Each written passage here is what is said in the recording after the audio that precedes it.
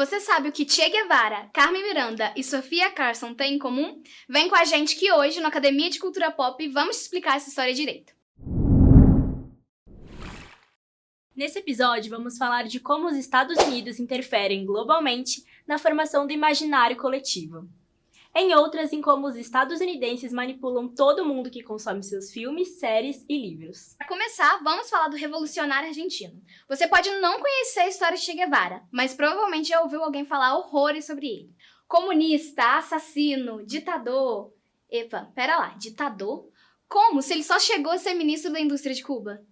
A resposta para essa pergunta é simples. Che Guevara foi vítima de uma construção de narrativa que o colocou como grande vilão sanguinário. E os criadores desta narrativa foram os mesmos que mataram o argentino, os Estados Unidos. Você deve estar se perguntando o porquê disso tudo. Por que mataram o ex-ministro? Essa armação foi feita porque Che era um revolucionário comunista, que largou o cargo em Cuba para tentar realizar novos levantes na África e na América Latina. Regra número 1 dos Estados Unidos: comunistas não passarão. A construção dessa narrativa vai além de dizer que Che representa o perigo vermelho. É aí que entram os produtos culturais. Na série One Day at a Time, da Netflix, temos a história de uma família cubana que mora nos Estados Unidos. Os produtores da série se aproveitaram do tema para abordar o assunto. Em um dos episódios, um vizinho da família aparece na casa deles com uma camiseta estampada com o rosto de Che Guevara. As reações são de extremo horror e o argentino é chamado de ditador sanguinário, assassino e ainda o comparam com Hitler. A cena em si é construída de uma forma bem cômica. Theodor Adorno vai discutir justamente esse aproveitamento de momentos de descontração e entretenimento por parte do capitalismo. Promoção: assista uma série para relaxar e leve de brinde uma manipulação ideológica. Para entender melhor como funciona o imperialismo cultural, precisamos falar de duas políticas importantes. A primeira é a doutrina Monroe, de 1823, que tinha como objetivo proteger os novos países do continente de uma possível volta da colonização. Tinha até slogan: América para os americanos. A segunda é a política da boa vizinhança, que é basicamente uma continuação da outra e é nela que entra a importância de Carmen Miranda e do Zé Carioca. Ambos os personagens foram explorados pela indústria cultural norte-americana para gerar identificação não só com o público brasileiro, mas também com o latino em geral. Zé Carioca é uma estereotipização do típico brasileiro, malandro, do samba, que vive na boemia. Já Carmen era a representação brasileira perfeita aos olhos de Getúlio Vargas. Ela era europeia, branca dos olhos claros e cantava assim. Ela ainda tinha esse apelo pro tropical e um sotaque forte que os produtores de Hollywood amavam. And I'll show Manhattan my South American drink samba. Esses estereótipos de latinos ainda existem no dia de hoje.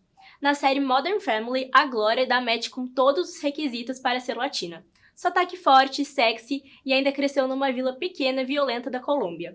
Eles adoram citar esse fato, inclusive. Esses estereótipos que vemos nos filmes e séries são extremamente perigosos, porque levam até o preconceito e a xenofobia.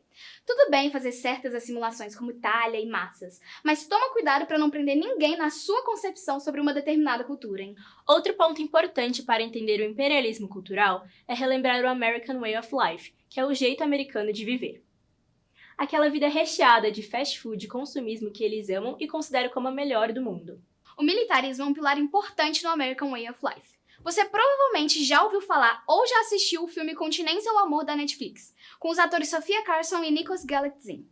Nele é retratada a vida de Cassie, que se casa com um soldado para ter um plano de saúde. No início da história, ela tem uma postura muito crítica sobre o exército americano. Mas conforme o filme vai rodando, a personagem passa a agir como uma ufanista.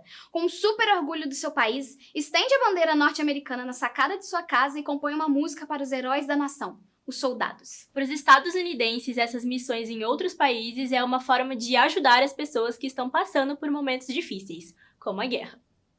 Quando, na verdade, eles só estão colocando mais lenha na fogueira. Esse tipo de guerra é motivo de orgulho para muitos americanos.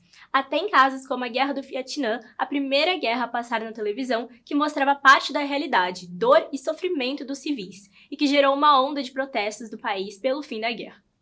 A Guerra do Vietnã também é conhecida como a guerra que os Estados Unidos perderam, mas que eles se recusaram a admitir.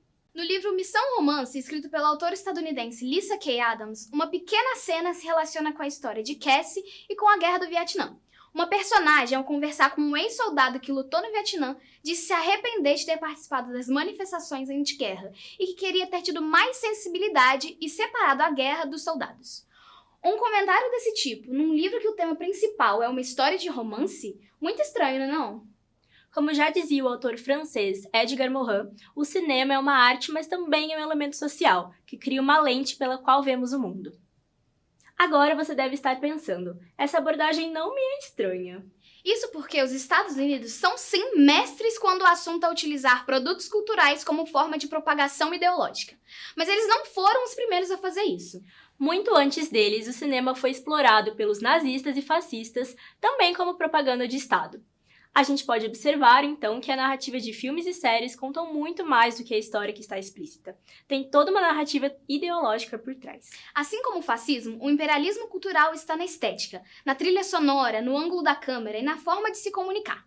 Depois de todas essas informações, fica fácil perceber a influência dos Estados Unidos e como eles manipulam opiniões e constroem estereótipos, né?